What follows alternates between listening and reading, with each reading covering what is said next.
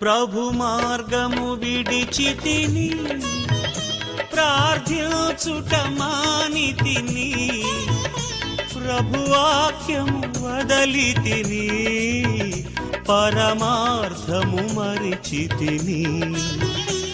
ప్రపంచ నటనలలో ప్రావీణ్యమును పొంది బలహీనుడనై ఇప్పుడు పాటింతు నీ మాట.